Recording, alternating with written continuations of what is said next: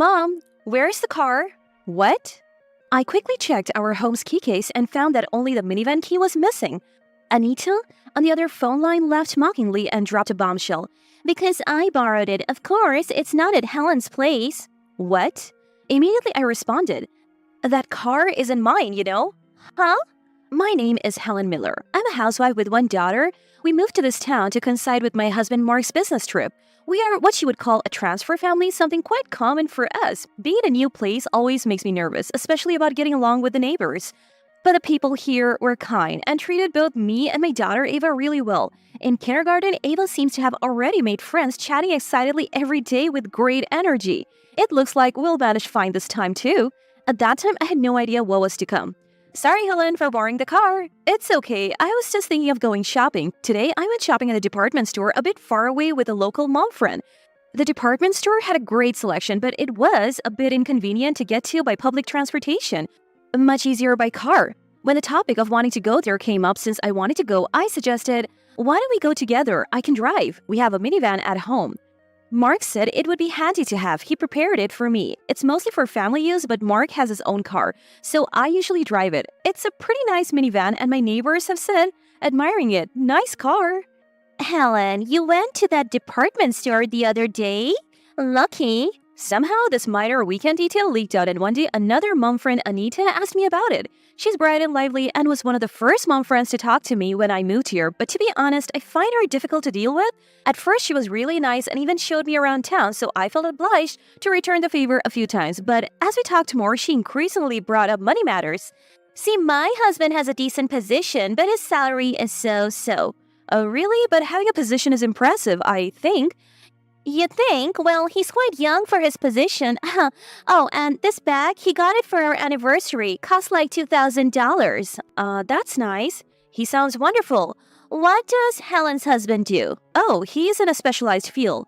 Wow, that sounds tough. Our conversations often felt like she was looking down on me, and I kept trying to flatter her. Not just that, she would even comment on people's clothes and accessories and talk behind their backs. That person always dresses so plain. Changing my initial good impression of her, so when she suddenly asked me, I just smiled wryly and said, yeah, I really wanted to go. But it's hard to get there, right? How did you manage? I went in my car. Wow, Helen, you can drive? Hey, can you take me next time? I hesitated to respond to her forwardness. Once I agree, she will likely ask again in the future.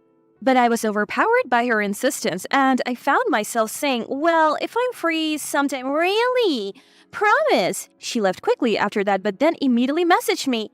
When are you free? I replied, confused. I'm not sure about my schedule right now, but she kept asking every day. So, what about your next day off? I am asked by her almost every other day. Reluctantly, I said, maybe next Sunday. Eventually, I ended up taking Anita to the department store on Sunday, where her overbearing behavior continued. Hey, let's go there next. Sorry, I need to get going soon. What? We have barely had fun yet. Even though we had been there for about 5 hours, Anita was not satisfied and kept complaining. I wanted to stay longer, but I had things to do at home and Ava would be back soon, so I couldn't just go along with Anita. Sorry, Ava will be home soon. Fine, but you have to take me next time. Anita, I can't do it every time. What? Such a nice minivan, it's a waste not to use it. You bought it to go out, right? Well, first of all, your outfit for the department store, honestly, you could do better. Anita, frustrated that we had to leave early, spent the entire ride back criticizing my appearance and gossiping about other mom friends. My silence must have encouraged her because she started visiting my home frequently. Initially, I thought she was after the car, but her behavior escalated and eventually, my foot hurts today. Can I borrow your car? She said. I couldn't lend her my car, and I thought she had one too, so when I refused, she complained. What's the big deal? It's just for a little while, and then she left grumbling. This continued over the weekends. There was a piano recital for Ava's lessons. Since some of Ava's classmates from kindergarten also attended the piano school, which was a bit far, I suggested, should I drive us there? I wanted to repay the kindness I received from the mom friends. Hearing my offer, they looked surprised and said, are you sure? Not that I believed it, but Anita said that Helen finds it annoying to drive for kindergarten events and only does it because she's asked by mom friends. Really? I didn't believe it, but I thought it might be a burden. Apparently, Anita spread rumors about me not lending my car as retaliation. I explained the situation and apologized if I had made the mom friends uncomfortable. Helen, you don't need to apologize. To which they responded, really, I don't mind driving everyone. We are all headed to the same places, and I want to get along well. I'm truly sorry. We are sorry, too, for being swayed by rumors. Thanks for always helping. I was relieved the misunderstanding with the mom friends was resolved, but Anita's actions scared me. If not for this incident, we might have remained distanced. I felt like just a convenient source of a car to Anita. From that day, I kept my distance from Anita, and it seemed the other mom friends did the same, but I had no idea this would escalate into something bigger. Mom, where's the car? What? One day, when Ava and I planned to go to the mall, Ava rushed to the garage only to find the minivan missing. Usually, I would know if Mark took it, as he visits when he leaves the house, but he had been on a business trip for the past 2 days. When I took the key case, only the minivan key was missing. No way. Feeling a burglary, I immediately called the police. The police arrived quickly and looked into the area's security cameras, but our garage was in a blind spot. They said identifying the thief might take more time. I called Mark, who said, I'll come home right away. Our outing was cancelled, leaving Ava and me disappointed. The next day, a holiday, we decided to bake at home, which cheered Ava up, but I couldn't shake off the anxiety and fear about the stolen car. Then Anita called my phone. I was busy discussing the car situation with Mark. Sorry, Anita, I can't talk right now. Oh, about the minivan? Her sudden knowledge of it startled me. I was hooked. How do you know about that?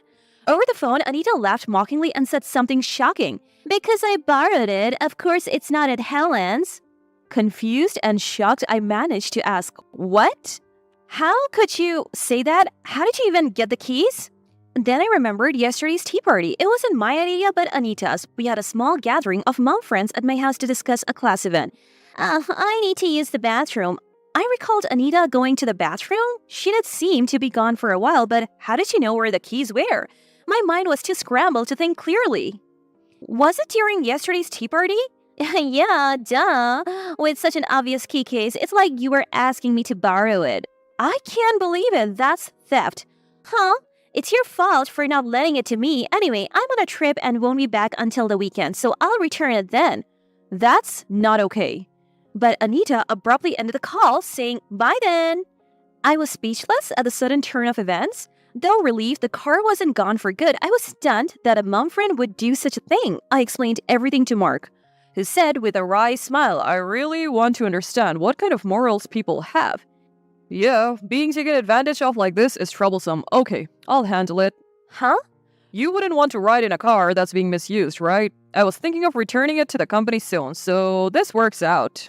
The minivan wasn't actually purchased by us. Mark's company is a major one that deals with cars, so they provide them for test driving and use. So while the car wasn't ours, we were allowed to use it, sort of like an unusual employee benefit, but having someone else use it was theft and posed a risk to the company. So Mark planned to handle it through the company. But will the company get involved for someone unrelated?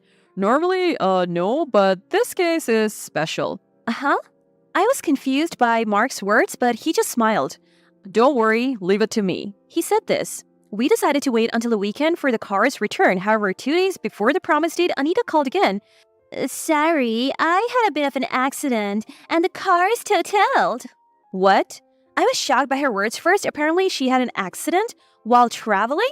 Fortunately, no one else was involved, but Anita had minor injuries. However, the car was severely damaged. Without any remorse, Anita explained, and I asked, you'll compensate for the car, right? Huh?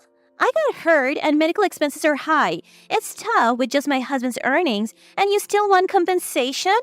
Anita, who started all this by using my car without permission, kept making nonsensical excuses to evade responsibility.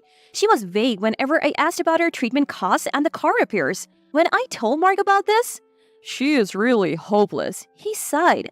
Anita seems to live well. Maybe we should talk to her husband? Oh, don't worry. I'll explain to him tomorrow. Uh-huh? Again? Mark smiled confidently. Leave it to me.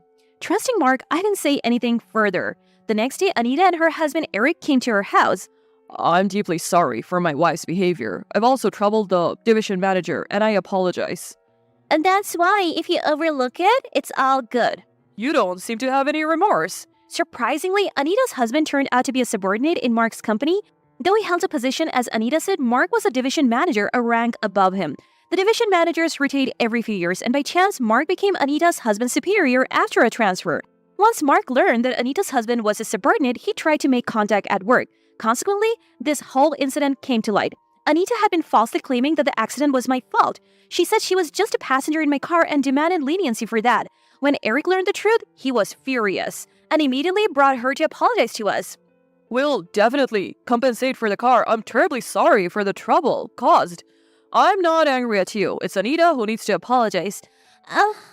Anita, lost for words, suddenly became defensive and started shouting, I didn't know Helen's husband was a division manager. You've only recently moved here, right? Don't tell me you're lying. Hey, Anita. Besides, with a minivan like that, Helen must be rich. A little generosity wouldn't hurt, right? I immediately interjected, that car isn't mine. What?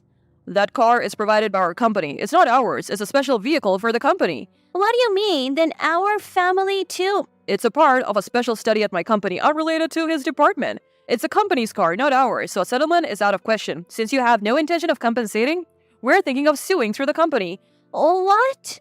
Her face turned pale, realizing what that meant. Mark then confronted her. What you did is unmistakably theft. You sneaked into our home, stole the keys, and used the car without permission, even damaging it. That's beyond common sense. We'll discuss this with the superiors and consider the consequences. Wait, what's going to happen to me? Anita clung to Eric, but he, fed up with the whole situation, pushed her away. Anita, I can't deal with this anymore. We'll discuss our future at home. What do you mean, our future? Division manager, Mrs. Miller, I'm truly sorry. We'll compensate for the company car. All right, we'll discuss it at the office later. Eric, dragging and loudly protesting Anita, apologized multiple times as they left. The neighbors, surprised by the commotion, came out and whispered among themselves. Mark, with a wry smile, shared more details. Eric, an excellent subordinate, often expressed his home troubles at company drinks. When I mentioned his name, Mark realized Eric was married to Anita and had been looking for a way to help. Reluctantly, Mark said this incident might change their relationship. Indeed, the company billed Anita for the extensive repair costs, which she ultimately agreed to pay. Eric decided to divorce Anita after this incident. Despite Anita's pleas, he contacted her parents, explained everything, and they took her back home. Anita's parents are quite serious people. They initially covered the repair costs, and Anita is now working to pay them back. Eric, who was not at fault, was not dismissed from his job and continues to work diligently under Mark. As for me, my relationship with the other mom friends has grown closer since the incident with Anita. It must have been tough, they sympathized, saying. Those who had misunderstood also apologized. Sorry about that. They now understand that all the rumors Anita had spread were lies. Mom, I'm leaving. Okay, have a good day. Relieved by the return of peaceful days, I'm determined to continue supporting my family as a housewife.